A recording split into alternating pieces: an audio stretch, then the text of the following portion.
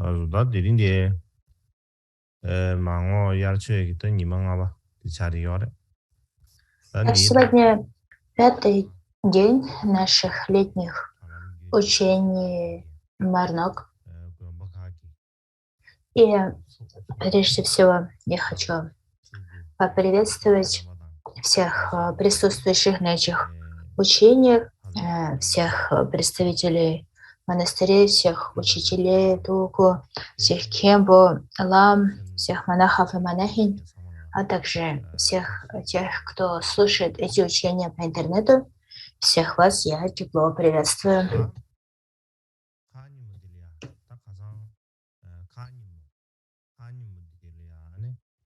И в прошлый раз мы с вами говорили о основных ритуалах, таких как ритуалы суджонг и другие.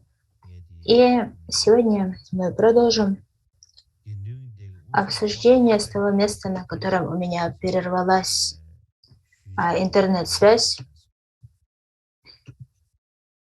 поскольку в прошлый раз мы не смогли закончить ту тему, которую я начал. И поскольку я не уверен, где именно эта связь прервалась, поэтому я сегодня хочу начать с вопроса, кто считался лидером, главой Сангхи и вообще самого понятия лидерства, либо главенства в Сангхи. Итак, как я уже упоминал, один известный индийский исследователь по фамилии Гоял утверждает, что во время своей жизни Будда был признан главой либо лидером Сангхи.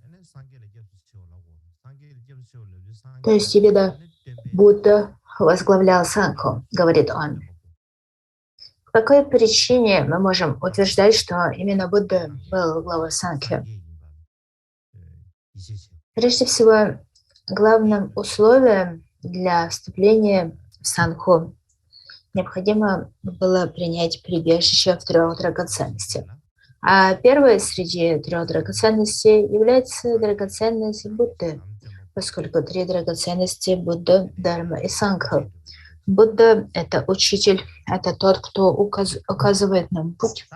И поэтому Будда является главной драгоценностью, главным объектом прибежища. И с того момента, как человек присоединяется к Сангхе, он должен признавать Будду как своим учителем, тем, кто указывает ему путь. И в то время в Индии было много разных духовных традиций, много разных духовных школ. И у каждой из них был свой лидер, свой глава. И они принимали решения о жизни своего сообщества.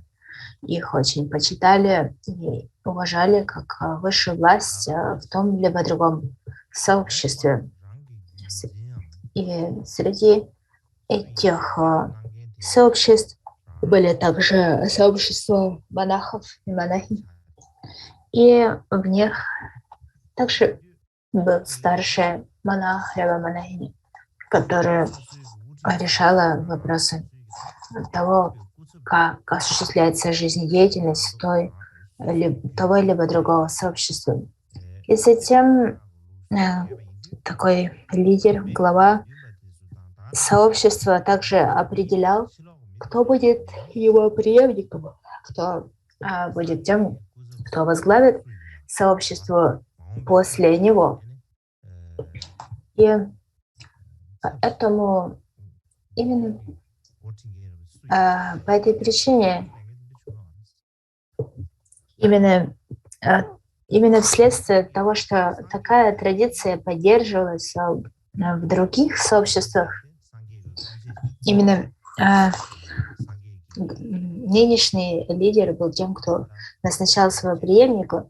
Именно поэтому люди, которые не принадлежали к Сангхе Будды, интересовались этим вопросом и спрашивали, а кто будет преемником Будды, кто оставит, кого Будда оставит своим преемником. И мы уже упоминали о Девадатте, который был двоюродным братом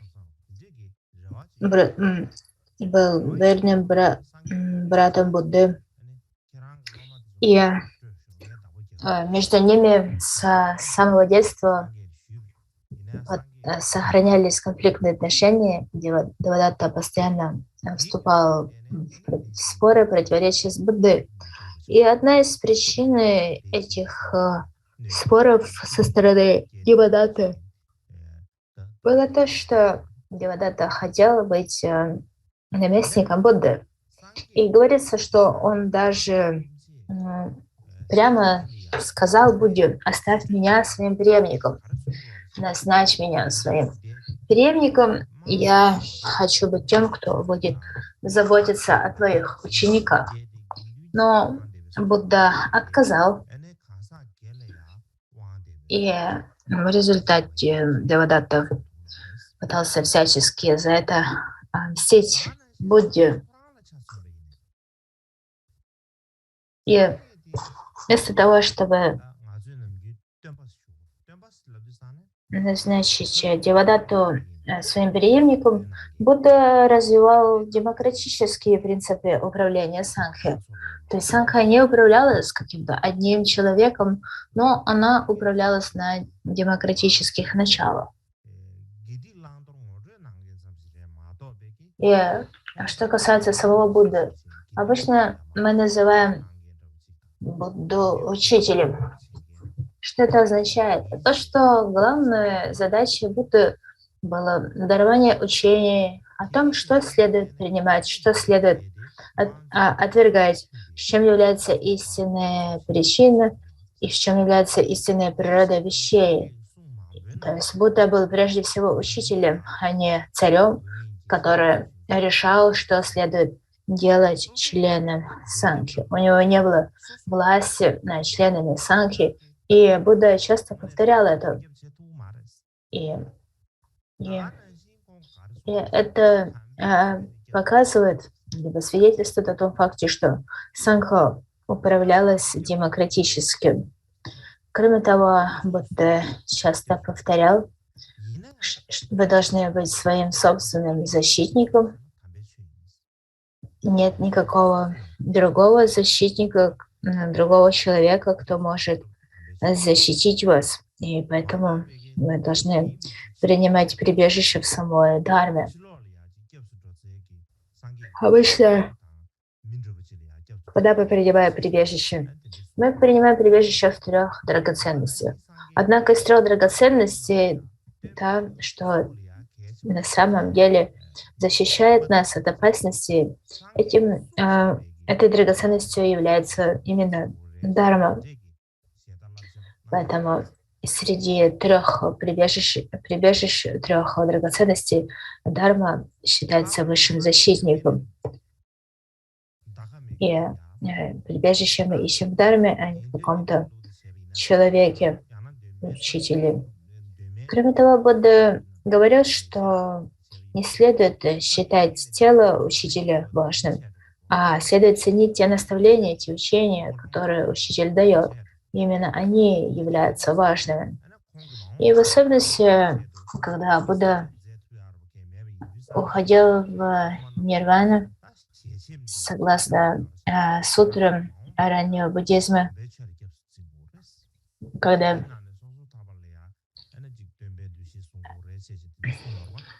нирвана считалась неким прекращением, что когда Будда уходит в нирвану, то затем он уже не присутствует и не может принимать участие в жизни Сангхи. И именно поэтому, согласно этим сутрам раннего буддизма, сутрам палийского канона, Будда говорил о том, что после моей паринирваны вашим главным защитником является Дharma. И говорится также, что после того, как Будда ушел в паринирвану, в Магаде был министр, которого звали Варшакара. И Варшакара спросил Ананду, кто в будущем будет главой Санхи. И на это Ананда сразу же ответил, что в будущем Сангха будет следовать наставлениям истинной Дharмы. И он так ответил, почему? Потому что Будда никогда не назначал своего преемника, а всегда подчеркивал тот факт, что главным защитником является именно Дharma. И сам Будда во время своей жизни организовал Сангху таким образом, чтобы она управлялась на демократических началах.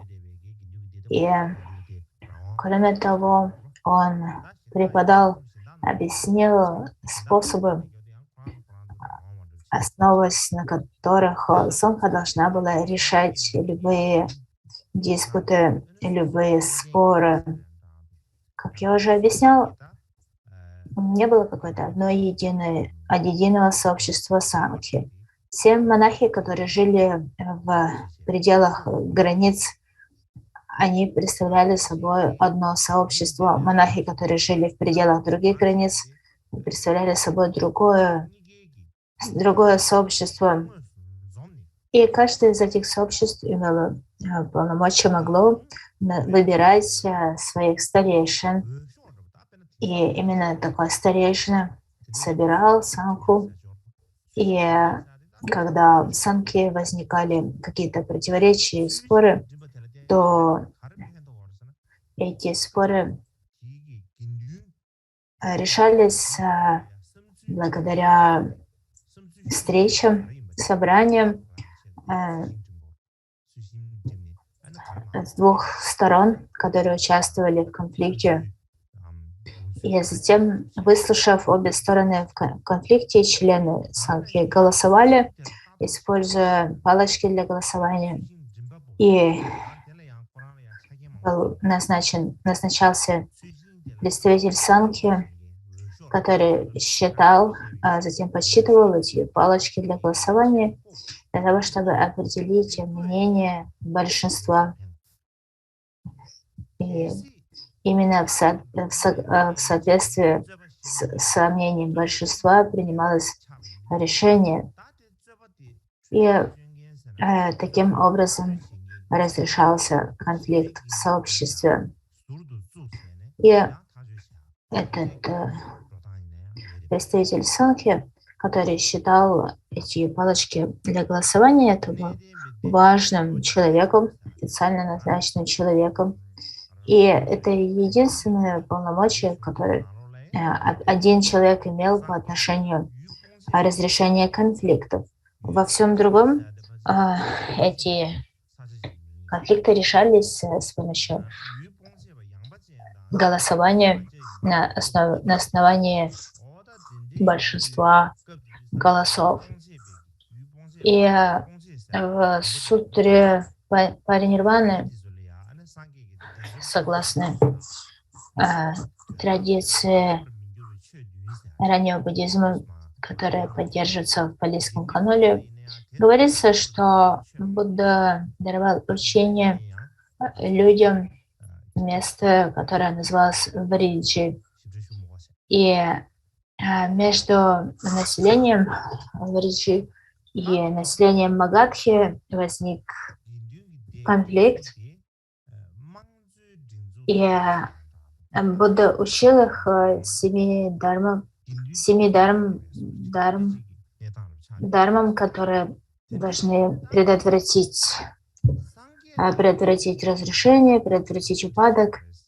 И он также учил членов Сангхи дарме, как предотвратить упадок, предотвратить конфликты.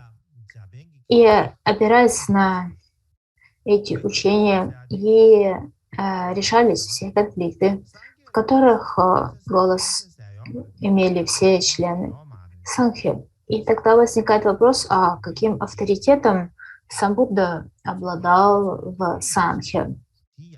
Если мы взглянем на мнение современных ученых, то мы можем обратить внимание на то, что их позиции различаются. К примеру, японский ученый по имени Уи Хакуджо считает, что у Будды не было какого-то определенного авторитета либо власти. Он был просто одним из членов Сангхи. У него не было каких-то особых полномочий. И тогда как другой японский ученый по фамилии Ватанабе говорил, что в том, что касается буддийской практики, то авторитет Будды был непререкаем, но не опровергаем, но тем не менее такого вопроса даже не возникало. Ученый по фамилии Дат говорит, что среди буддистов нету такого принципа, что один человек обладает влиянием на всю сангху. Другой ученый Мацумото утверждает, что во время жизни Будды и на протяжении 100 лет после его ухода в паринирвану в сангхе не было одного лидера, кого-то можно считать наместником Будды. Другой ученый по имени Джая Дилеке говорит, что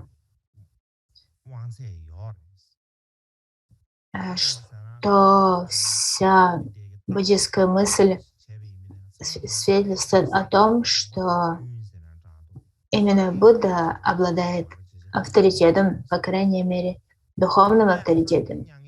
Ученый по имени Китигава говорит, что во время жизни Будды он обладал властью, обладал авторитетом.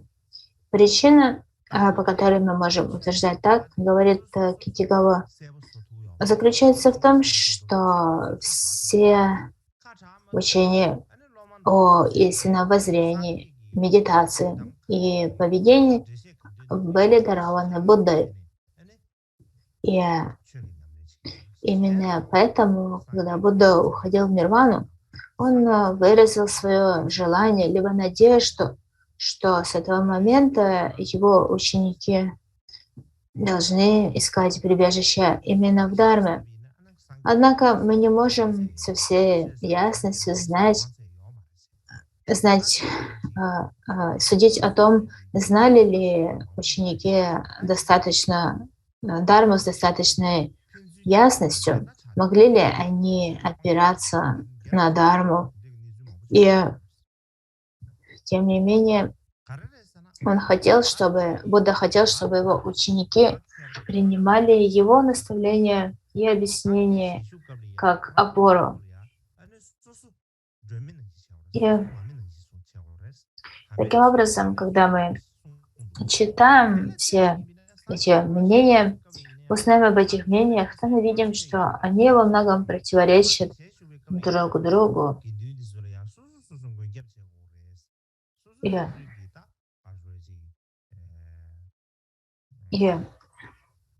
Например, в индийской традиции трактования учений говорится, что Будда, когда он уходил в нирвану, то он сказал своим ученикам: вы должны быть своим собственным светом, вы должны быть своим светильником.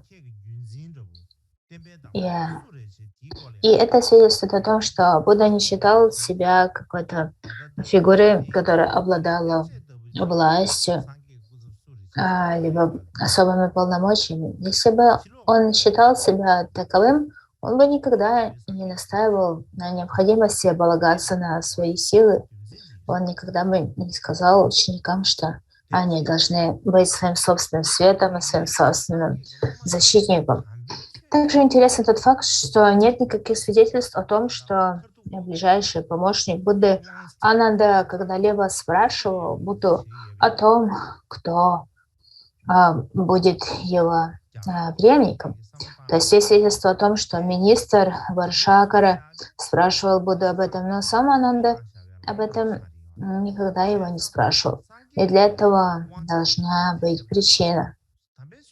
К примеру, если ученики Будды признавали Дharму как высший авторитет, высший источник власти, то они должны были признавать также и авторитет Будды. Почему? Потому что Дharма была дарована именно Будды.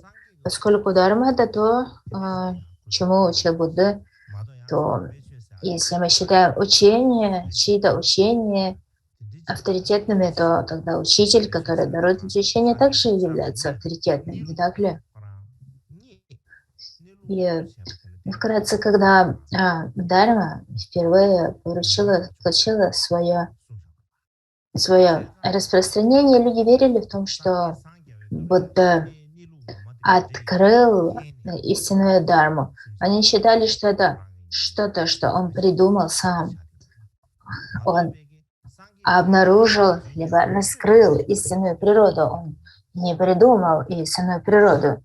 Он раскрыл, либо познал истинную природу и затем учил тому опыту, который он сам обрел.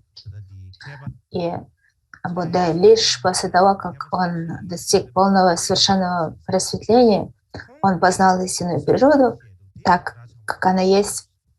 И после этого он учил этой природе своих учеников. И говорится, как говорится в учениях, независимо от того, приходит ли в мир Будда или нет, истинная природа вещей Дharmata всегда одинакова, она неизменна. И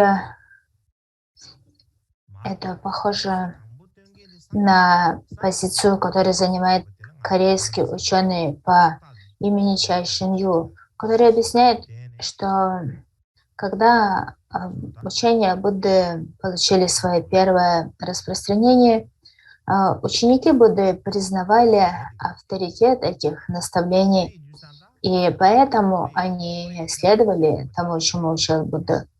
И именно поэтому Будда обладал авторитетом. Мы верим в то, чему учил Будда. И лишь опираясь на веру в авторитет учителя, мы следуем тому, чему он учит. И опираясь на это мнение, мы можем видеть, что оно совпадает с мнением индийского ученого Гаяло. И многие давали определение и разъяснение намерения Будды, того, чего Будда хотел. И тем не менее, его последователи, они никогда не даровали каких-то новых учений, то есть они лишь разъясняли то, чему учил сам Будда, так как он этому учил. И позже появлялись новые и новые объяснения учения Будды. И тогда появилось понятие двух категорий учения. Учение, которое обладает непосредственным смыслом, и учения, которые должны подвергаться интерпретации. Но мне кажется, что во времена Будды не было такого различия. Также интересен тот факт, что согласно сутрам, переведенным на тибетский, во время ухода Будды в Паринирвану он сказал, что его наместником будет Пратимокша. И имея в виду Пратимокша сутры, как говорится в восхвалении Пратимокша сутры, составленном Чокья Цумпёном. Победоносный является учителем, и его учение — это сутры и Абхидхарма. Однако Виная является истинным учителем и учением. Я кланяюсь тому, чем является, что подобно самому Будде и Дharме. То есть в этих строках говорится, что из 3 питок, из 3 корзин сутры Абхидхармы и Виная, именно Виная называется истинным учителем, истинным учением. И именно Виная Питака является самым главным авторитетом. И нужно понимать это как упоминание именно о авторитете Пратимокша сутры. И поэтому, когда мы ищем, кто был наместником Будды, вместо того, чтобы указывать на индивида, нам следует указать на какую-то категорию учения Дharma, либо текст Дharma.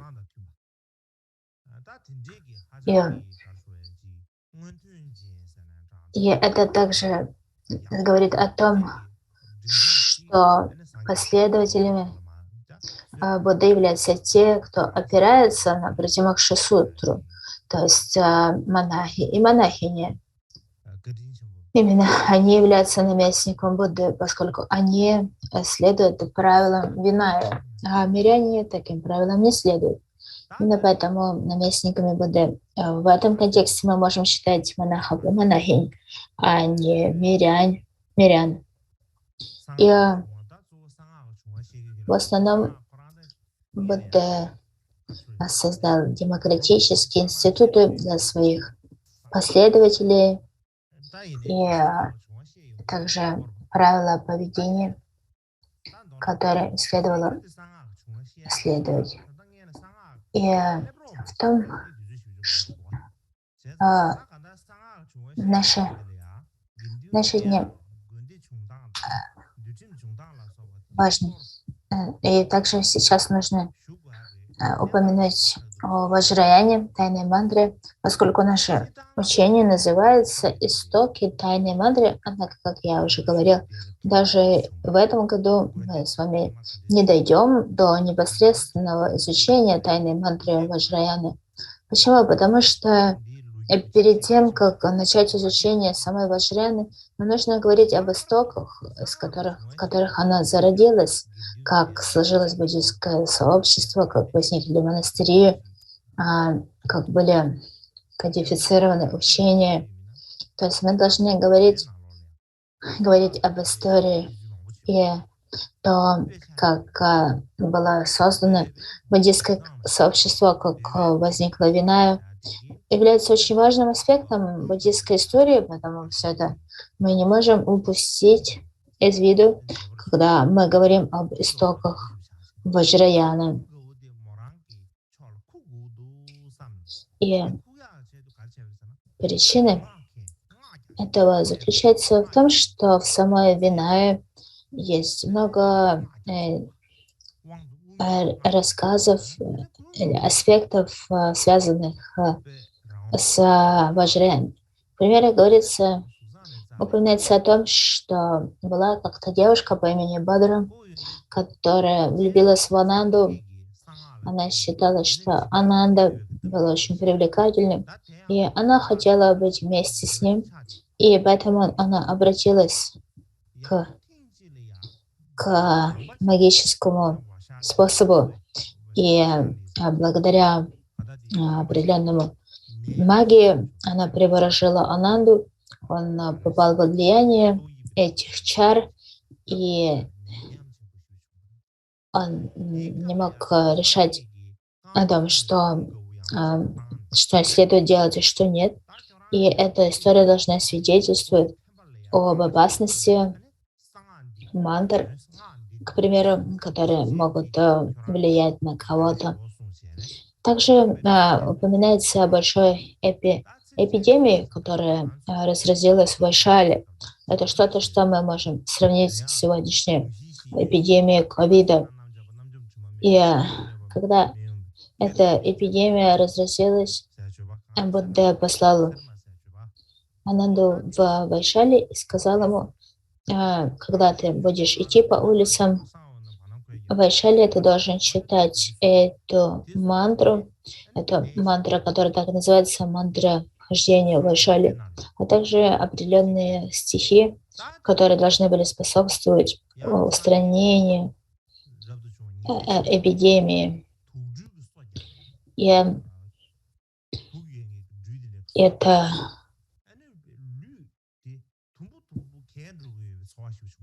этот известный стих, который вы, наверное, знаете, все духи, кто живет на земле, под землей и в небе, не оставайтесь здесь, уходите прочь и так далее. Эти стихи на самом деле происходят также из этих стихов, которые читались во время эпидемии в Вайшали. Еще одна история говорит о том, когда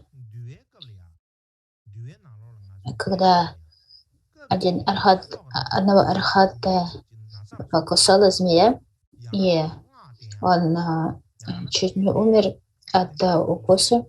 И именно тогда, чтобы спасти его, Будда прочел известные стихи, которые умиротворяют влияние яда, которые мы используем и сейчас в контексте тайной мантры Вajrayana. И эта традиция использовать лекарства и тайную мантру для излечения, она сложилась еще в древнее время. То есть, когда кто-то заболевал, они использовали для излечения лекарства, но также использовали мантры. И мантры и лекарства считались одинаково важными. И поэтому буддийская санхья поддерживалась традицией чтения мантр. И когда мы смотрим на значение слова мантра, ман означает ум, а тра означает защитник. То есть это то, что защищает ум. Это одно из значений слова мантра. И если мы задумаемся о смысле этого объяснения, то в Винае есть принцип произнесения истинных слов для того, чтобы защитить ум. И эти истинные слова — это то, что мы можем считать мантрами. То есть этот принцип присутствует еще в раннем буддизме. Таким образом, мы можем сказать, что и в раннем буддизме присутствуют семена тайной мантры. И на это следует обращать внимание. Если мы взглянем на это с другой точкой зрения, когда мы говорим об истоках санхья, монастырей, Винае,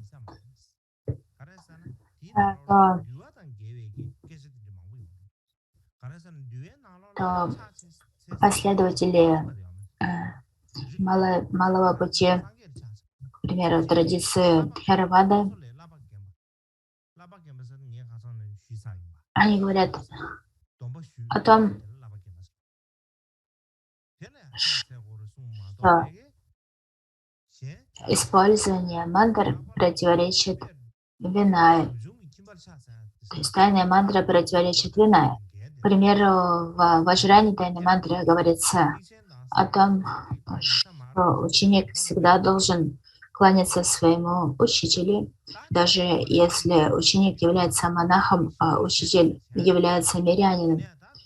Однако в Винае говорится, что кланяться нужно только старейшинам, кланяться нужно только старшим. Поэтому абсолютно не должно монахам и монахиням кланяться мирянам, либо тех, кто младше их. И это противоречит вина, говорят они. И нам трудно исследовать все это детально. Однако, если мы взглянем на то, как это описывается в Писаниях, то, к примеру, мы можем взглянуть на текст, который приписывается Бхава Вивеке под названием «Светоча обоснования». В нем говорится, Авалокитешвара не является мирянином, хотя он и носит одежду мирянина, он является проявлением Будды для блага существ. И, к примеру, сам Будда проявлялся как различные миряне, как различные предметы.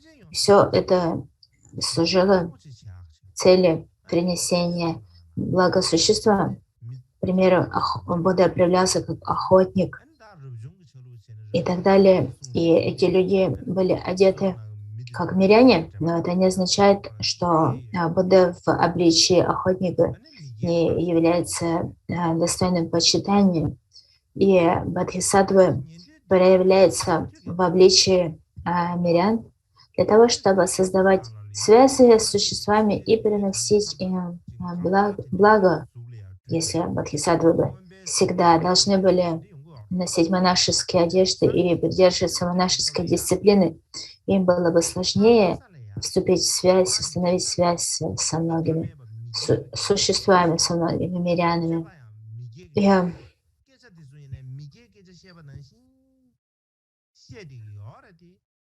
И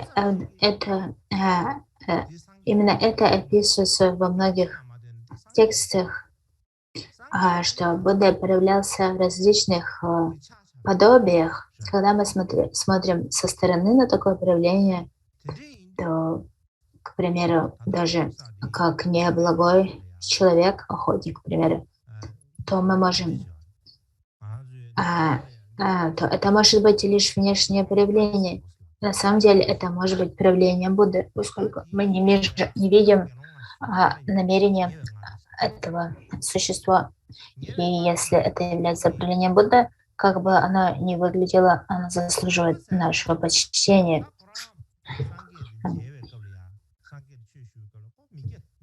Кроме того, в Винае содержится история,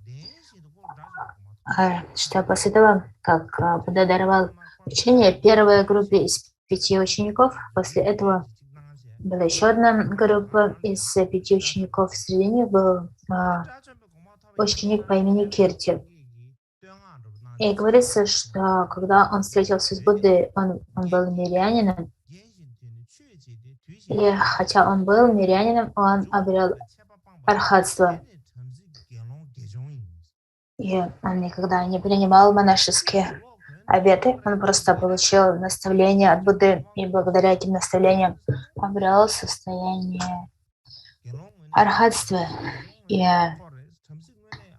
И когда это случилось, Будда провозгласил восхваление его в таком стихе, хотя он носит украшения, его поведение умиротворено, его ум умиротворен, и его поведение чисто. И тот, кто отказался от причинения вреда существам, независимо от того, являются ли они брахманами, либо монахами, они по своей сути являются бикшу и заслуживают почтения. Что здесь говорится? Что не имеет значения, как кто-то выглядит, поскольку мы должны смотреть на качество. Поэтому, если кто-то говорит, что мы не должны, что монахи не должны простираться перед мирянином, тогда возникает вопрос, а перед чем мы простираемся? Простираемся ли мы перед качествами, или мы простираемся перед одеждами. Мы не простираемся перед одеждами, мы простираемся перед качествами. И если бы мы простирались перед одеждами, то тогда нам нельзя было бы простираться перед мирянами, но мы простираемся перед качествами. Именно поэтому не следует разделять объект для уважения и почтения по принципу того, как он или она выглядит, поскольку те, кто носит монашеские обеты, они не являются драгоценностью, если у них нарушены обеты. И даже если кто-то выглядит как монах либо монахиня, они не являются истинными викшу.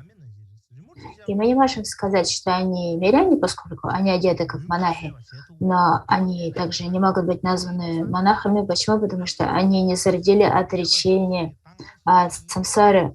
Это похоже на колодец, в котором нет воды. И такие монахи, они не являются светильниками на самом деле. Это как рисунок лампы. Нарисованная лампа не может рассеять тьму. И точно так же кто-то, кто выглядит как монах или монахиня, не может быть тем, кто может рассеять тьму, если у них нет качеств. И поэтому для таких монахов и монахинь должно простираться перед мирянами, кто обладает качествами, поскольку мы простираемся перед качествами.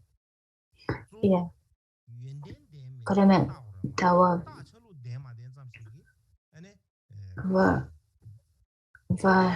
школе Махасангика, к примеру, говорится, что необходимо простираться перед бодхисаттвами, и по этой причине необходимо простираться перед наместником Майтреи, который проявляется как бодхисаттва, не монах.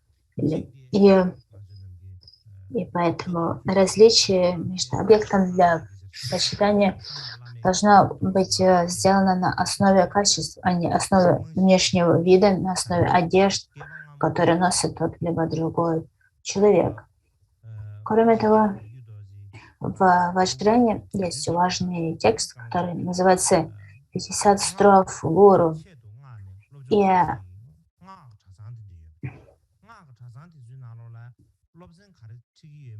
именно говорит Кармапа Микьядорджи, что основой Ваджраяна является 50 стихов почитания гуру, и также стихи раскаяния и очищения нарушенных обетов Ваджраяны.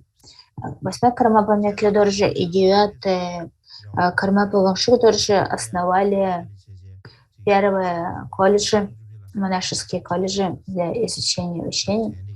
И говорится, что в разделе Ваджраяны первый текст, который преподавался, это 50 строф почитания гуру, а второй текст — это учение о 14 падениях Ваджраяны. И именно эти два текста считались наиболее важными. И я хотел бы в будущем также даровать вам учение о 50 строфах. И есть комментарии на эти строфы 7-го Кармава Чудрака Гемцо, которые мы можем изучить. Также есть краткие комментарии Параматри Чандра Драге. И самый особый из них, по моему мнению, это комментарии Джая Цангкапы,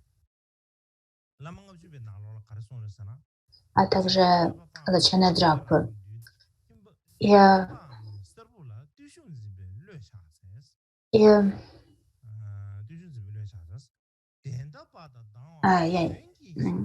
Это один из великих мастеров Сакья. Так что говорится в 50 стихах, говорится, что чтобы избежать критику со стороны мира, те, кто обладает дисциплиной, должны, м, должны поместить тексты истины и дармы перед своим учителем, если он является мирянином, и кланяться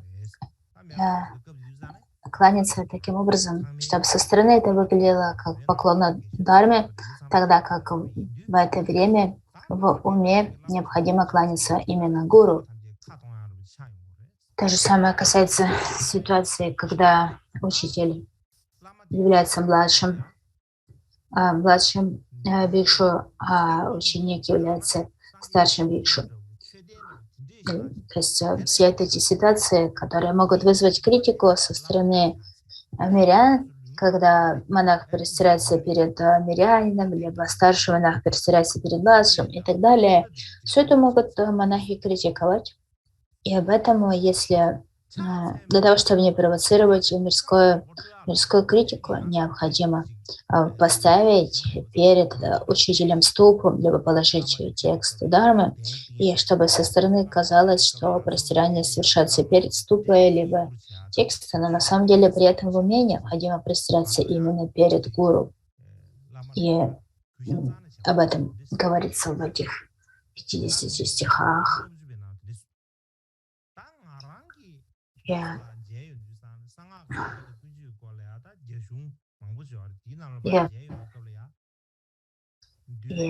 также необходимо слушать гуру, независимо от того, является он младшим либо старшим по званию. Например, необходимо готовить сидение и осуществлять любой другой вид деятельности для служения гуру.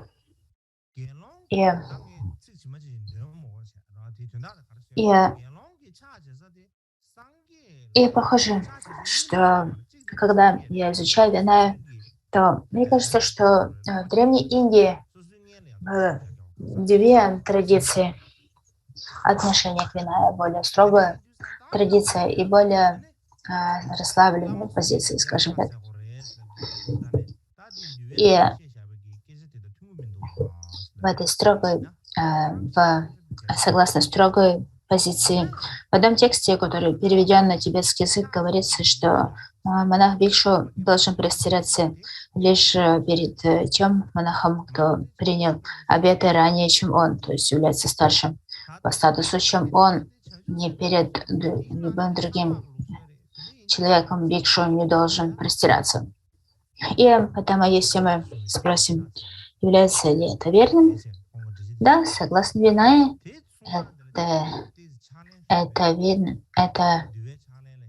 это верно, однако это способ интерпретации учения согласно Шравакаяне. Это не то, что соответствует Бодхисаттва Махаяне, либо в традиции сутры, либо тантры. И когда мы вносим различия в интерпретацию учения согласно Шравакаяне, либо Мантраяне, то тогда это является более свободное отношение к Винае, где Махаяны сутры и тантры считаются более важными, чем Шравакаяны и правила Винае. И есть один из комментариев на Калачакра тантры под названием «Незапятнанный свет» Вимала Прабхава, в котором говорится, что если мирянин, либо младший по статусу, становится важным мастером бикшу, то что же им следует делать? Необходимо избегать таких способов служения, как омовение их стоп и полное простирание перед ними, однако при этом необходимо выражать им уважение. И во время того, как такой гуру дарует учение, для того, чтобы избежать критики со стороны мирян, необходимо положить перед таким гуру текст Дharмы и делать простирание перед ним таким образом. И похоже, что это комментарий на Калачакру Тантру принадлежит к этой более строгой традиции трактования вины.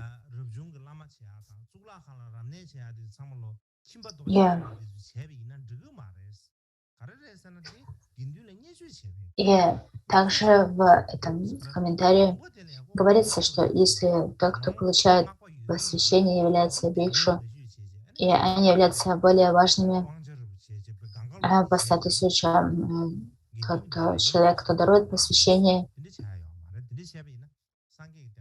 то среди всех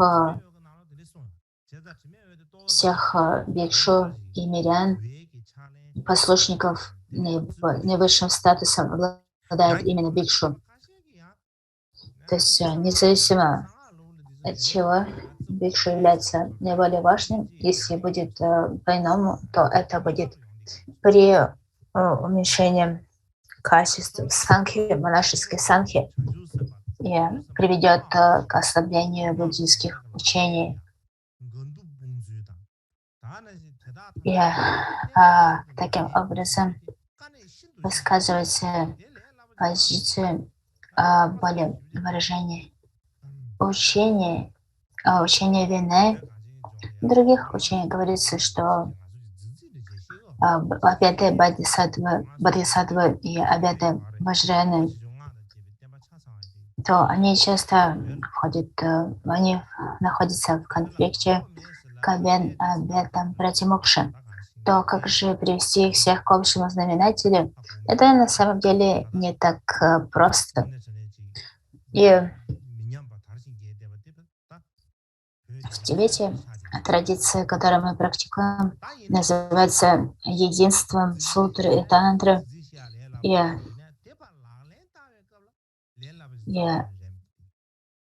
И поэтому считается, что тайные мантры ничем не противоречат обетам пратимокши. И также при этом мы не можем считать, что эта тибетская традиция является единственной подобной традицией. И поэтому нам сложно сравнивать ее с чем-то другим.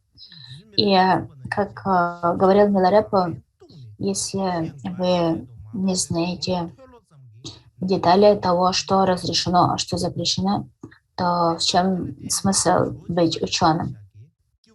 То есть что он говорит, что если вы не знаете, что является добродетелью, а что не добродетелью, то какой смысл быть ученым? Какой смысл знать Писание? Важно понимать эти важные аспекты со всей ясностью. Точно так же Джо Ачиша учил 3 типам индивидов, и много индийских и тибетских ученых написали столько различных трактатов о трех категориях обетов. Например, учители Сакья особенно создали много таких комментариев. И очень важно изучать эти разъяснения, эти комментарии, для того, чтобы понимать, как сочетаются обеты пратимокши, бодхисаттвы и обеты тайной мантры ваджраяны, чтобы они не конфликтовали с друг другом, а находились в единстве. И на этом давайте сделаем перерыв на 30 минут.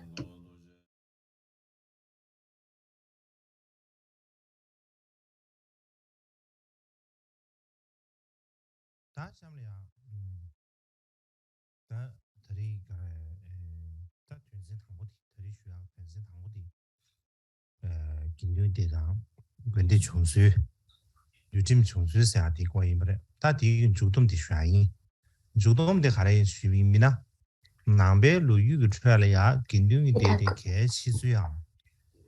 давайте продолжим. И о чем мы сегодня, что мы сегодня уже с вами обсудили, это происхождение Винаев.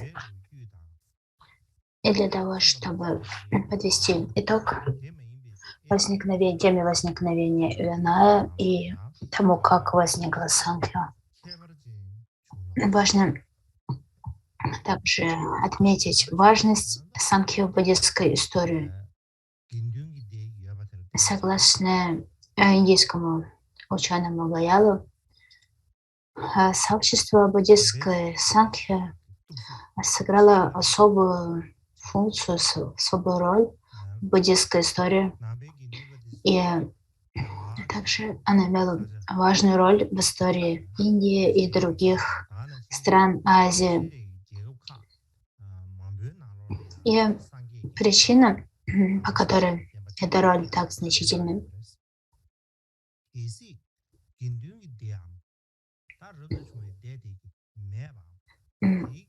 заключается в том, что благодаря тому, что Сангха была основана на истинных учениях, истинной дарма могла распространяться, и Сангха путешествовала по всей Индии, а также по другим странам, и всюду там распространилась дарма.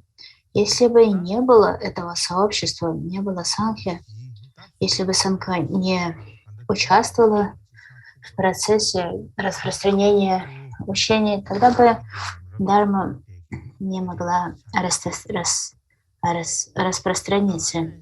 и в результате буддизм не мог стать одной из главных мировых религий. И также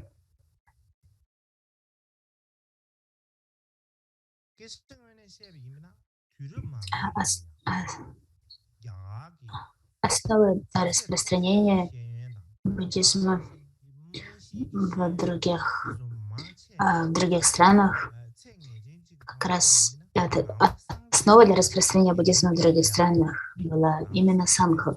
Почему? Потому что сообщества Сангхи стали большими центрами изучения дармы. К примеру, на протяжении многих веков в Индии самый высший уровень образования, а также базовый уровень образования. Если такие уровни можно измерить, то эти уровни образования от низшего к высшему, они обеспечивались в монастырях. Были созданы монашеские университеты, такие как Наланда и другие. И в этих монастырях изучались не только буддистские науки. К примеру, в Наланде изучали также и другие сферы знания, различные философские школы, виды искусства и так далее. Точно так же и буддистские монастыри были такими источниками для изучения буддистской философии, изучения искусства. И очень много важных статуй, много изображений были изготовлены именно в монастырях. К примеру, пещеры Аджанты и другие, включая также и пещеры Гандары. Все статуи из Аджанты и Гандары, они все принадлежат к старым буддийским монастырям. И также буддийские монастыри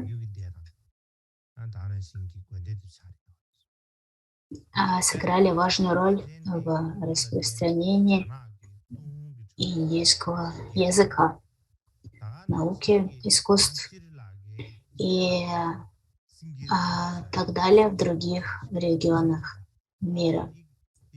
Благодаря им и санскрит Пали, наука, искусство распространились по всей Азии. К примеру, рисунки, фрески из Аджанты сильно повлияли на фрески в пещерах Дуньхуана в Китае, а также в пещерах Сигирия на Шри-Ланке. Таким образом, фрески Аджанты стали таким примером, образцом, на который основывались все другие монастыри в мире. И также в Тибете тибетское буддийское искусство было под сильным влиянием индийского буддийского искусства. И это не только искусство, но в целом индийская культура, индийские традиции и так далее. И это все было возможно благодаря сообществу Сангхи, влиянию сообществ Сангхи. И именно об этом я хотел вам рассказать.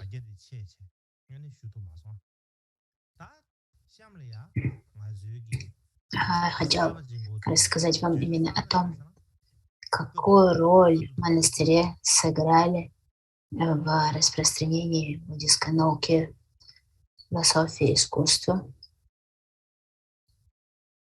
И это то, о чем я хотела рассказать вам в прошлый раз, но поскольку была утеряна связь, я не смог рассказать об этом.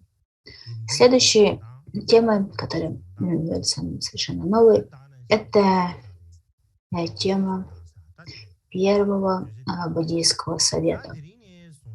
Первый буддийский совет и откуда произошли буддийские писания. Итак, я уже рассказала о том, как зародилась Сангха, как были созданы первые монастыри, как были созданы правила Виная. И следующее, о чем я хочу говорить, это первый буддийский совет. И это очень обширная тема, поэтому, возможно, нас займет несколько недель для того, чтобы обсудить все, что произошло на Первом буддийском совете, поскольку перед тем, как мы перейдем к 18 основным школам, мы должны сначала обсудить Первый буддийский совет, затем Второй буддийский совет, затем первое разделение на две первые школы и затем разделение на 18 школ. Поэтому я не уверен, как далеко мы сможем дойти в этом году. Но давайте начнем по порядку с Первого собора. Согласно японскому ученому по имени Умада Гёке, одним из самых важных событий после паринирваны Будды был первый буддийский совет в Раджагрихе, то, что современным названием называется Раджгир. И когда это произошло, говорится, что первый совет состоялся в первое лето после паринирваны Будды. Главная причина для проведения совета в это время, согласно тем наставлениям, которые Будда дал перед уходом в нирвану, и всех других учений, которые он даровал на протяжении всех своей жизни, то это очень много учений. Именно поэтому нужно было определить, что именно учил Будда. Именно для этого необходимо было собрать всю сангху, либо ключевых деятелей сангхи. Почему? Потому что если бы не собрались все эти ключевые персонали, все эти ключевые индивиды, то тогда могли возникнуть противоречия, разногласия по поводу принятых решений. Именно поэтому так важно было собрать как можно больше членов Санхи. Кто же председательствовал на этом первом совете? Говорится, что на первом совете председательствовал Махакашьяпа. И говорится, что в этом совете приняло участие 500 архатов. Но поэтому этот совет называется Первый совет, либо совет 500. Так на этот совет в Раджагрихе собрались 500 архатов и другие члены Санхи. И они читали по памяти учения Будды. То есть все учения были дарованы устно, и во время жизни Будды никакие учения не были записаны.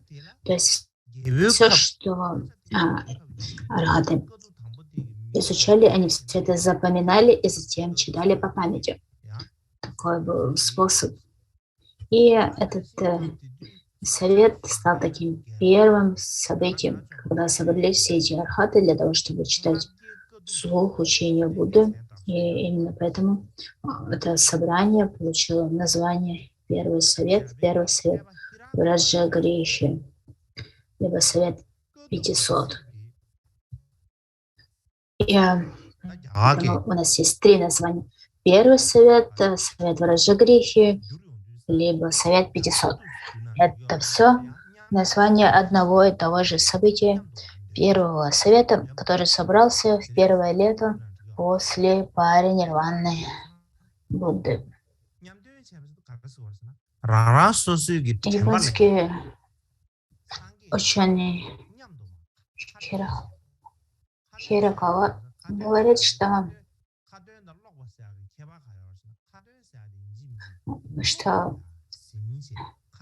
это слово, которое мы переводим как совет, также можно перевести как чтение вместе, или совместное чтение.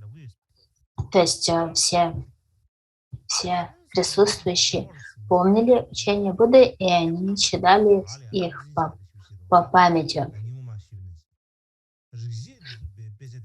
И если сейчас мы говорим чтение по памяти, то мы имеем в виду чтение по памяти текстов, которые мы прочитали. Однако в прошлом это то, что не было записано, это то, что было даровано устно и хранилось в памяти на основе устных учений, повторения устных учений. Это была традиция Древней Индии, например, учения Вед также не были записаны, они передавались в устной традиции. То есть от учителя к ученикам Веды преподавались устно, ученики выучивали их на памяти, повторяли по памяти. Точно так же и буддийские учения. И если мы зададимся вопросом, как был проведен этот первый совет, как вы все знаете, я уже говорил об этом. Говорим ли мы об истории буддизма, либо истории Индии, то как мы можем знать о том, что произошло в истории, мы можем опираться на археологию, религию и так далее. И так выделяют много различных сфер, и исследователи, каждый из них прилагает много усилий для того, чтобы исследовать свою сферу.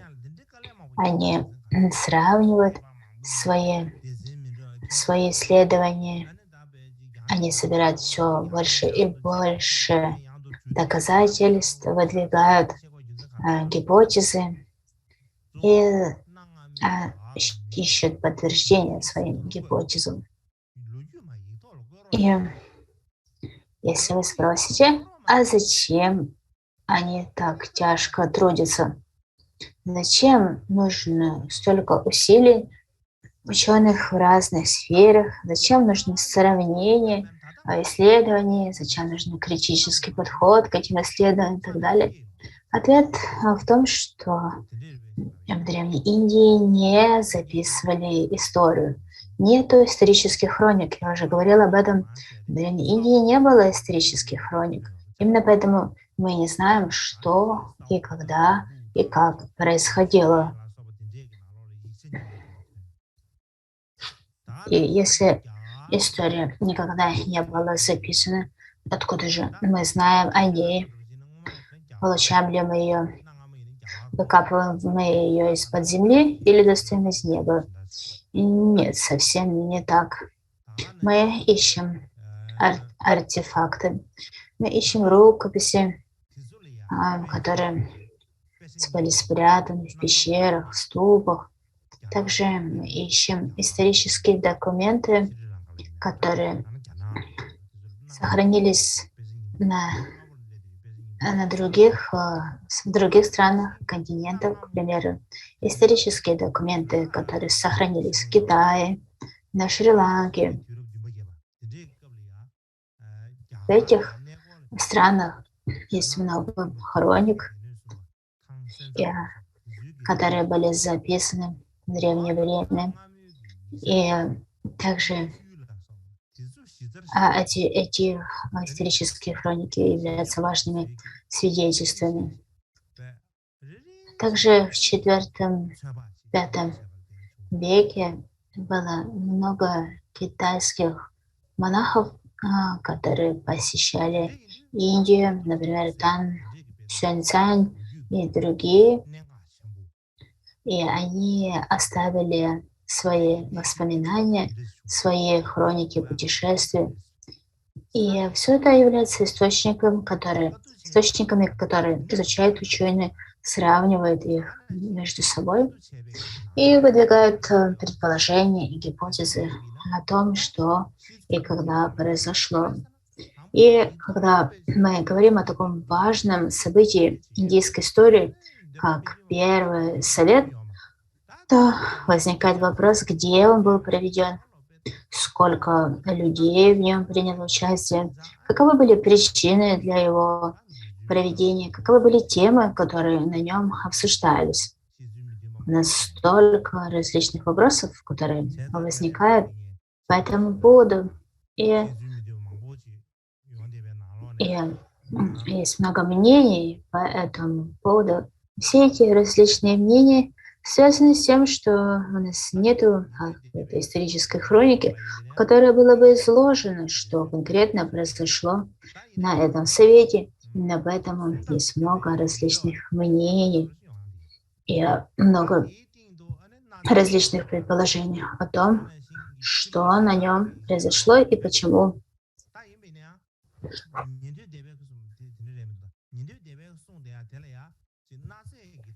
К примеру, в описаниях палийского канона есть много упоминаний о Первом соборе. Однако между различными такими упоминаниями есть и противоречия. Кроме того, есть археологические находки, которые свидетельствуют об этом. Также есть писания других школ.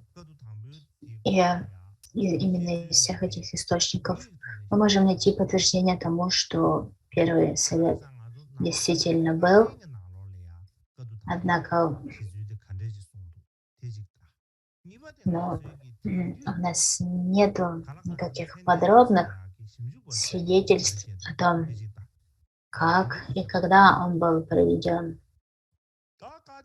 И поэтому, мне кажется, есть два способа, с помощью которых мы можем взглянуть на это событие. Первое – это как это событие описывается в буддийских канонах. И второе – это что об этом говорят современные ученые, исследователи, которые считаются авторитетами в этой теме. И для того, чтобы посмотреть, что об этом говорится в буддийских канонах, мы можем изучать вина и питаки различных школ, к примеру, писание Виная Махишасаки, Тхеравады, и других школ, а также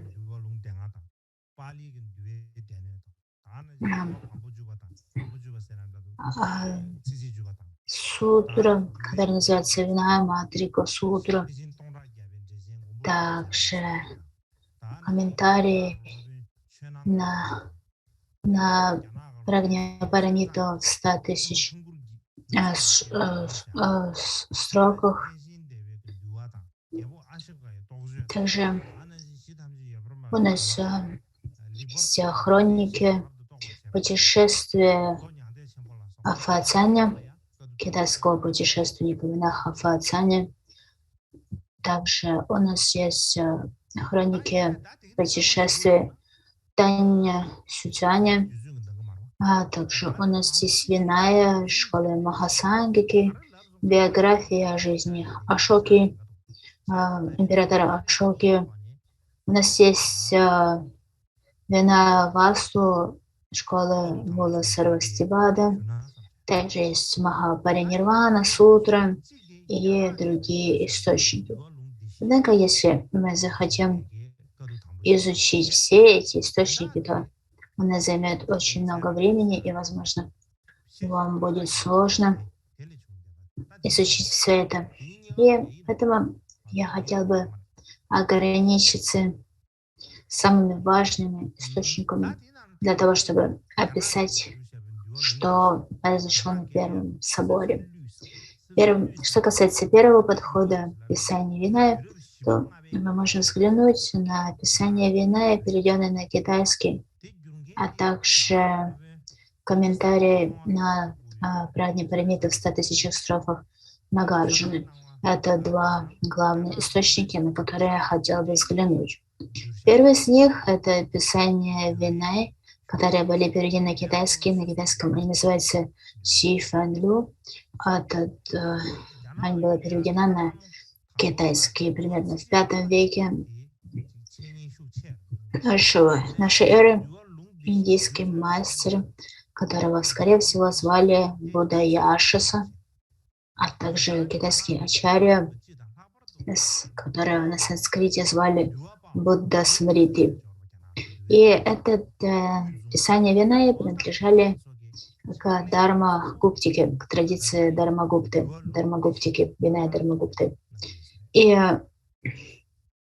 говорится, что ранее в Китае также и были другие тексты по Винае, к примеру, 50 строф по Винае.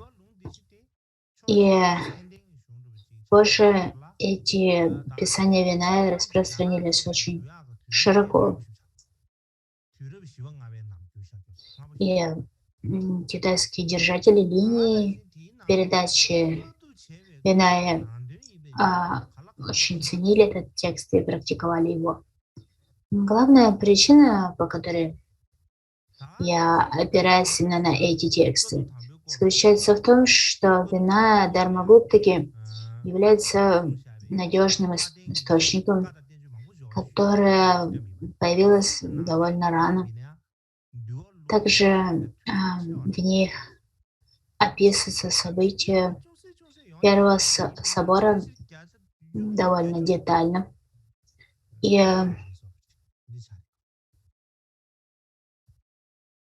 И кроме того, как я уже говорила, есть много различных текстов, в которых описывается Первый совет. И из текста Виная, с чем эти описания совпадают, это Виная Дарма-гуптаки. Можно сказать, что примерно 80% всех свидетельств совпадают. Другой причиной выбора в пользу писания Виная заключается в том, что этот текст возник в период буддизма Никаи, когда были созданы первые 18 школ. То есть они предшествуют комментариям Нагарджуны на Прагняпарамиту. Комментарий на Прагняпарамиту создан, когда распространилось учение Махаяны. Однако Виная Питака была создана до этого, когда были распространены первые школы, так называемый период буддизма Никая.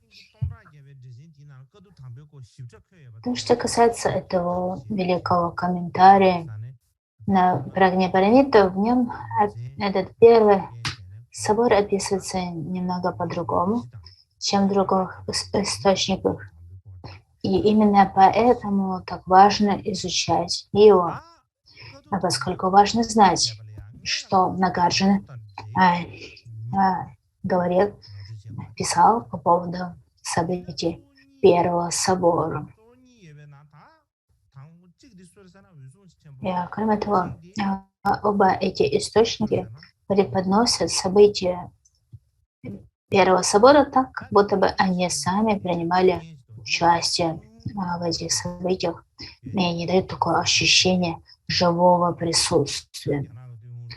Перед тем, как мы взглянем на то, что произошло во время первого события Первого собора, нам необходимо также разобраться с тем, кто же был участником и главной ключевыми фигурами на этих соборах.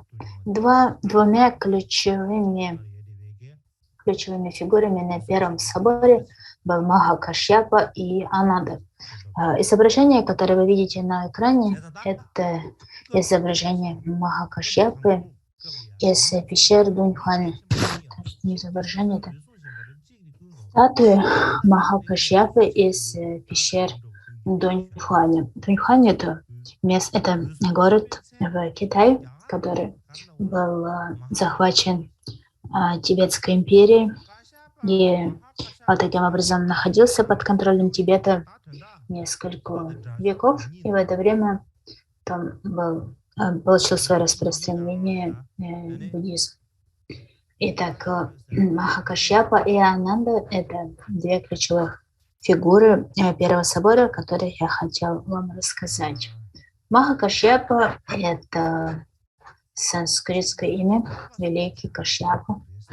И на тибетский Кашьяпа переводится как Су, на тибетский, и что означает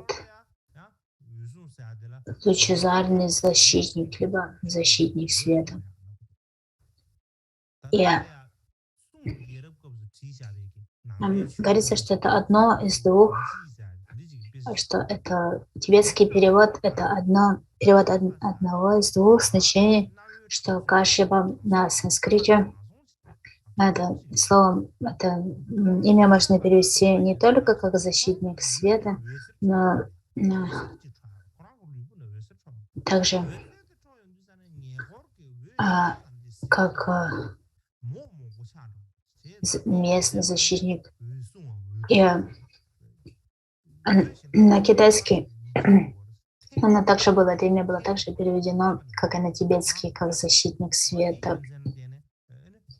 Согласно истории династии Сунг, говорится, что Кашьяпа было именем древнего индийского мудреца в Древней Индии, поскольку он был так назван из-за того, что из его тела исходил свет, то есть его все тело было охвачено светом.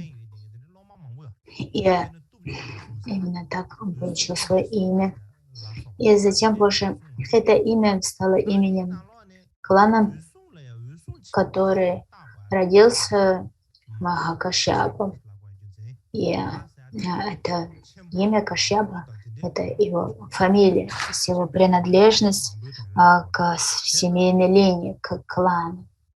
И в Будды было много учеников, которых звали Кашьяпа, к примеру, Дашабала Кашьяпа, также 3 брата Кашьяпа и так далее. И из всех этих Кашьяп этого Кашьяпу звали Маха Кашьяпа, либо Великий Кашьяпа, Старейшина Кашьяпа.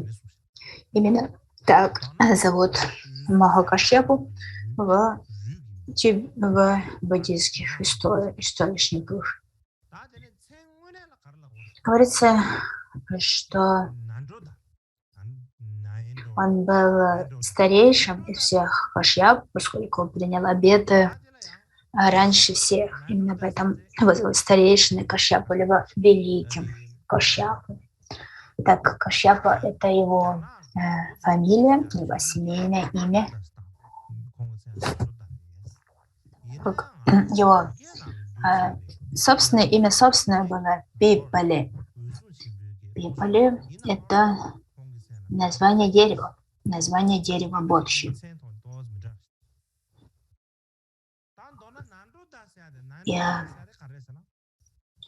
В китайских источниках его так и зовут, Пипали.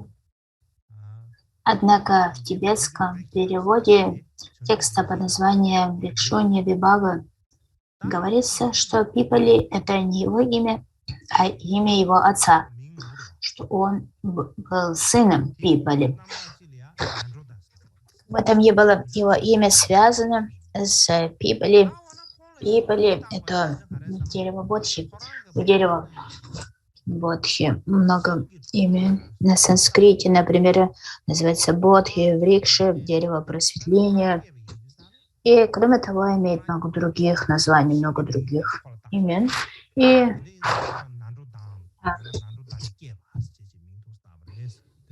Пипал — это одно из названий. Почему его звали в честь дерева? Либо почему его звали так, как дерево? Это связано с тем, что его родители молились дереву Бодхи, чтобы у них появился ребенок. И когда он появился, они его так и назвали именем этого дерева. И согласно буддийской истории династии Сунг, говорится, что Кашьяпа родился в Раджагрихе. Раджагриха была столицей царства Магадха. Также в этом источнике говорится, что имя его отца звали Капила, то, что на тибетском было переведено как Сэркя. А в Бикшуни Вибхаге в тибетском и китайском переводе говорится, что он родился не в Раджагрихе, но в городе под названием Пипал в Магадхе. А его отца звали Пипали, тогда как Капила было именем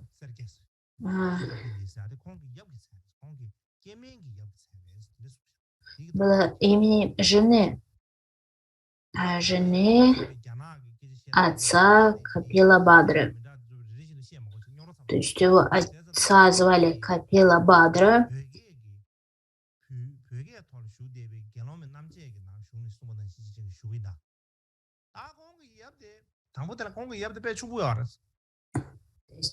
Капила — это не имя самого Кашьяпа, это имя его отца, либо это имя его матери. То есть есть разные мнения по поводу всего этого.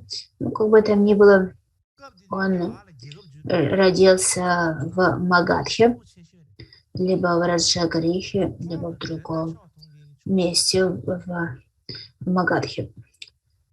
Согласно тому, что написано в Бикшуни Вибхаге, его отец был очень богатым, сказочно богатым. Скажешь, что это что-то типа Илона Маска Древней Индии, сказочно богатый. Человек в Древней Индии был самым богатым человеком в Индии. Никто не мог сравниться с ним в своем богатстве. И говорится, что он даже был во много раз более богатым, чем царь Бимбисара. Царь Бимбисара был правителем Магадхи. И согласно этой истории династии Сунг, говорится, что у Бимбисара было 1000 плугов, сделанных из золота для работы в поле. И отец Кашьяпы сделал 990 таких золотых плугов лишь из уважения к царю. На самом деле он мог сделать намного больше, чем 1000 золотых плугов, но он сделал лишь 990 в знак уважения к нему. Это то, как это описывается в истории династии Сун. То есть это был такой сказочно богатый человек. И говорится, что когда он женился, у него долгое время не было детей, не было не только сыновей, также не было дочерей. И он молился всем богам, и Брахме, и Вишну. Он просил: даруй мне детей. Конечно, он хотел сына, но он просил о любом преемнике. И он был очень богатым, и он думал: я так богат, но у меня нет детей, моя семейная линия будет прервана. И он очень печалился по этому поводу. И его мать видела, каким расстроенным был ее сын, и тогда она дала ему такой совет. Она сказала ему: сын, в нашей роще есть дерево баньяна, дерево бодхи, дерево пипал. Это огромное дерево с широкими ветвями. И это такое прекрасное дерево, наш весь город называется в его честь, называется город Пипал. То есть весь город зовется в честь этого дерева. Кроме того, твой отец также был не способен иметь детей. Он молился сотням тысяч богов о том, чтобы иметь ребенка, но ничего не получалось до того момента, пока он не помолился дереву баньяна. И тогда ты родился. И тебя зовут Пипал именно потому, что ты появился после того, как отец помолился дереву баньяна. И это то, что ты также должен сделать. Ты должен отправиться к дереву баньяна и молиться ему. И говорится, что Кашьяпа сделал то, как посоветовала ему мать. Он пошел к дереву баньяна, сделал ему подношение цветов, благовоний и попросил его: о, дерево, даруй мне ребенка, даруй мне сына. Если у меня родится сын, я буду делать такие обширные подношения каждый год. Однако, если у меня не родится сын, то я тебя срублю под корень, пилю тебя на кусочки, брошу в реку, испепелю на солнце. Это то, что он сказал. То есть, по сути, то, что он сказал: я уничтожу тебя, о дерево. Именно так говорится в этом тексте Бхикшу Вибанка. Говорится, что в этом дереве баньяна жил Бог. Этот Бог не был уж таким сильным. Он был очень счастлив, что ему делают все эти подношения, поскольку к нему особо никто не приходил. Но затем, когда отец Кашьяпа начал угрожать ему, он очень испугался. По сути, что сказали этому Богу: я разрушу твой дом. И он испугался, но он не мог ничего с этим поделать, поскольку у него не было таких могущества, чтобы даровать сына. И его начальниками были 4 великих царя. И так этот Бог отправился к 4 великим царям и рассказал ему о своей проблеме. сказал: о, у меня такая беда. Он говорит: даруй мне ребенка, если не дашь мне ребенка, я уничтожу твое дерево, мой дом, но у меня нет таких способностей, чтобы даровать ему ребенка.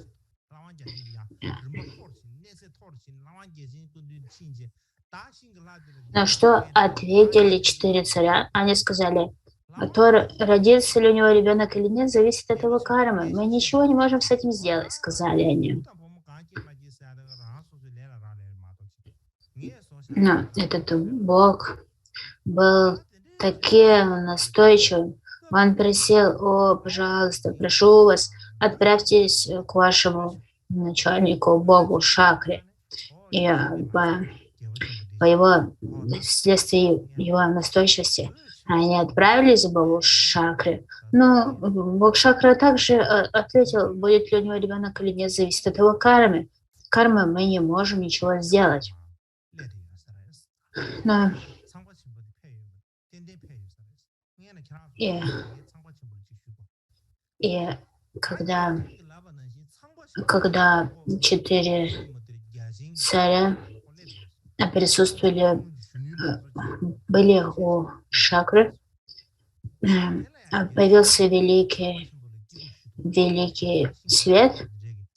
И когда этот свет проявился, Шакра сказал: о, вы видите этот свет? Это знак того, что Брахма спускается из мира форм в наш мир желаний. Подождите, не уходите. Я попрошу великого Брахму. И Брахма проявился в обличии прекрасного юноши. И Шакра объяснил ему проблему этого бога дерева, попросил его о помощи. Ну, великий Брахма подумал: я не могу даровать сына или дочь, у меня нет таких способностей. Но если я скажу об этом, если я признаюсь в этом, тогда мое имя великого Брахмы будет запятнано.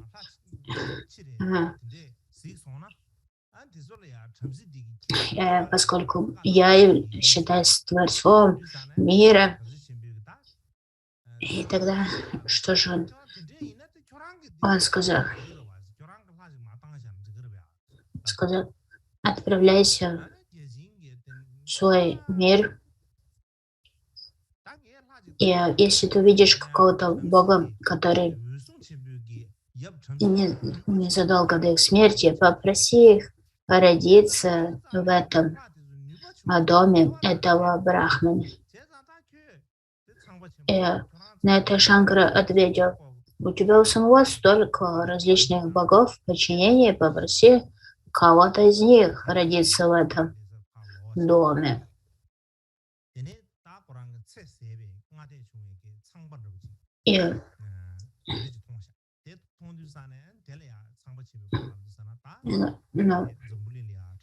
Поэтому Шакра сказал: я не могу найти такого. Это очень сложно найти такого бога.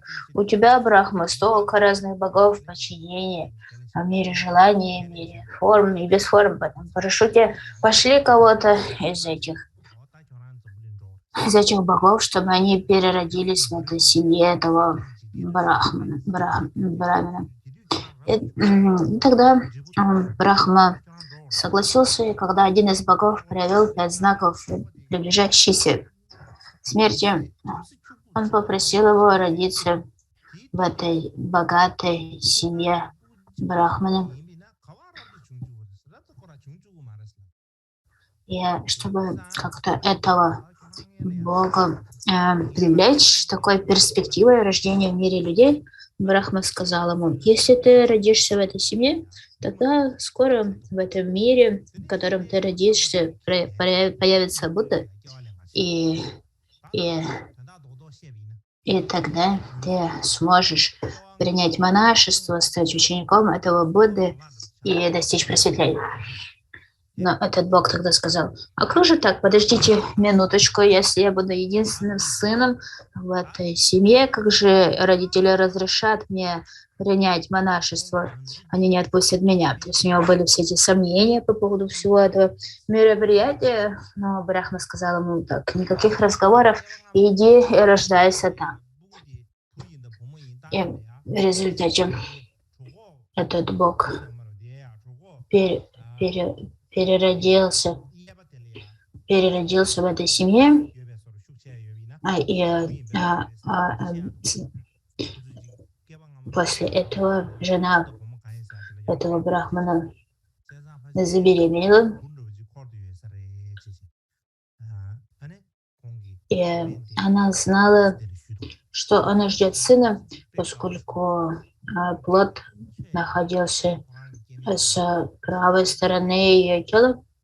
В Древней Индии считалось, что если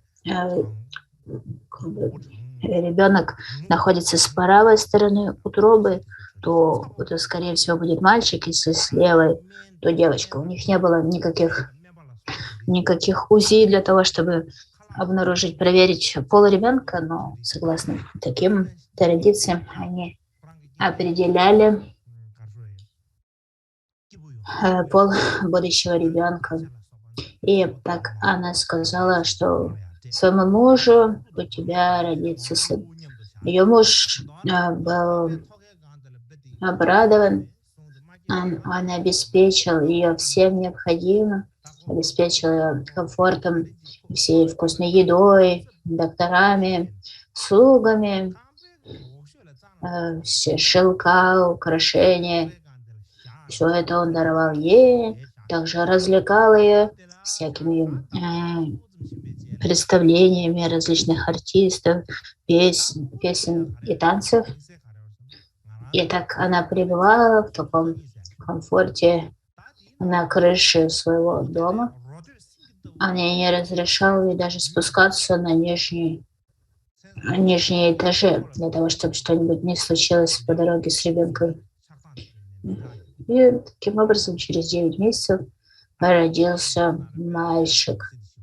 Говорится, что когда он родился, то у него было 5 из 32, было 7 из 32 знаков Будды. К примеру, у него было тело, как у льва и так далее. То есть много разных знаков, какова форма тела, какие знаки на теле. И такой сын родился, у него были эти знаки на теле, и все были обрадованы видеть этого. Брахман даровал великий пир, и он сказал,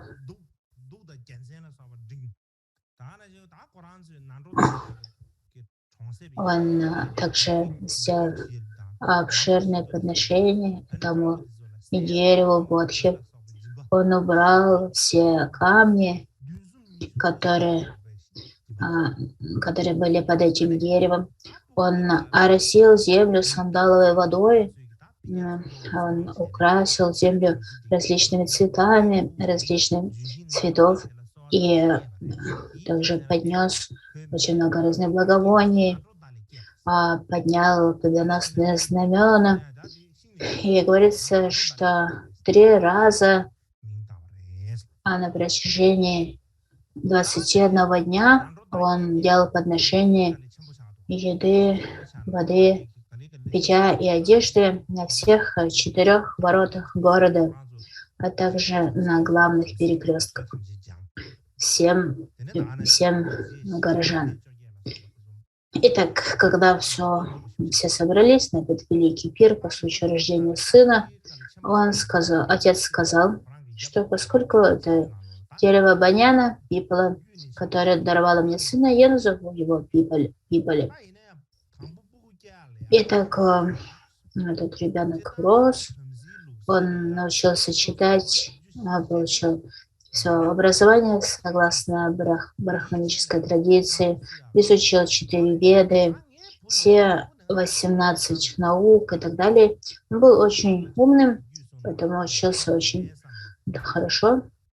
И однажды а, отец подумал о том, что пора бы уже и поразмыслить о женитьбе. Обычно, согласно брахманической традиции его семьи, обычно мужчины держали целибат до 48 лет и женились, когда им исполнялось 48. Однако отец боялся, что если он будет ждать женитьбы сына до 48-летия, то это может поставить под угрозу рождение наследника, и поэтому он решил женить сына незамедлительно. Он сказал ему: ты должен взять жену. На это сын ответил: я не хочу жениться, я хочу отправиться в лес и практиковать аскезу. Но отец сказал: я не разрешаю тебе отправляться в лес практиковать аскезу. Ты должен жениться, у меня нет другого ребенка. И тогда он подумал, Бибал, он не хотел идти против воли отца, но в то же время он не хотел жениться. И тогда он придумал такой план. Он сказал отцу: дай мне золото из реки Джамбу.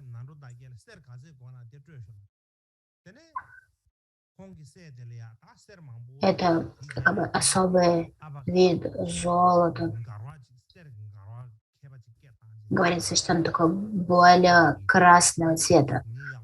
Красное золото из реки Джамбу. И отец сказал: дайте моему сыну столько золота из реки Джамбу, сколько он хочет. Таким образом, сын получил много золота, и он отдал его золотому мастеру золотых дел, и попросил его изготовить из этого золота прекрасную статую женщины. И этот мастер сделал статую величиной в человеческий рост, и она была очень прекрасна. И он показал эту статую отцу и сказал: если ты можешь найти мне женщину, которая бы выглядела такого цвета и такой красоты, то я возьму ее в жены. Если нет, то нет. И он думал, что отец никогда не сможет найти такую женщину, то есть ничего нельзя будет с этим поделать, и он никогда не женится. Но отец подумал: он хочет обдурить меня, он просто он не хочет думать о нас, о родителях. Где мы найдем такую женщину золотого цвета? И он был великим брахманом, и поэтому у него было много учеников, брахманских мальчиков.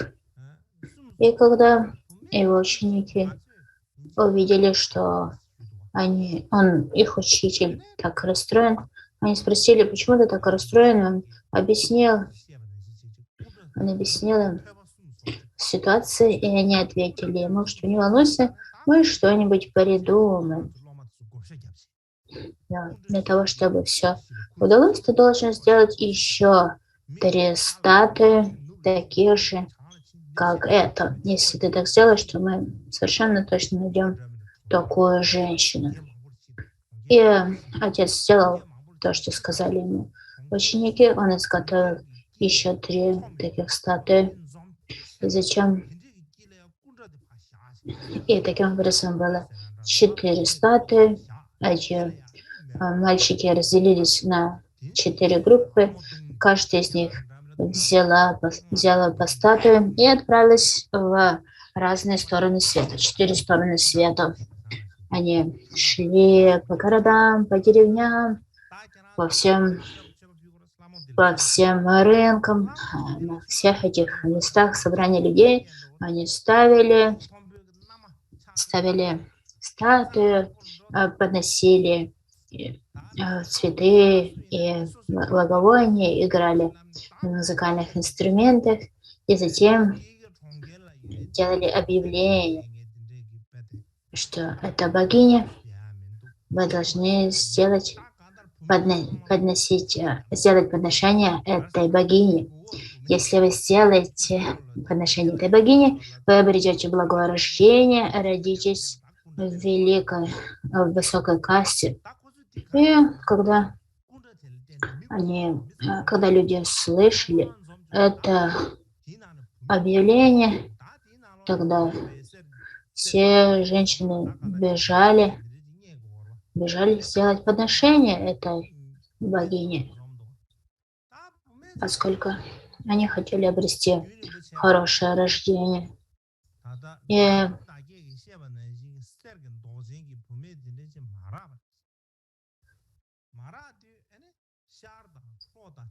И когда все эти женщины собирались толпами для того, чтобы сделать подношение этой богине, эти мальчики искали среди них женщину, которая по красоте могла сравниться с этой статуей. И так долго и долго они искали, но никак не могли найти женщину с таким золотым лицом, как статуя. И так на востоке, севере и западе они не смогли найти такой женщины.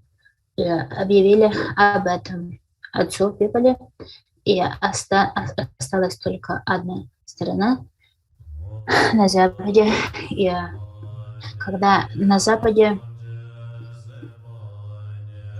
нашли ли они там такую женщину или нет, я расскажу вам в следующий раз. Так что давайте на этом остановимся и посвятим заслугу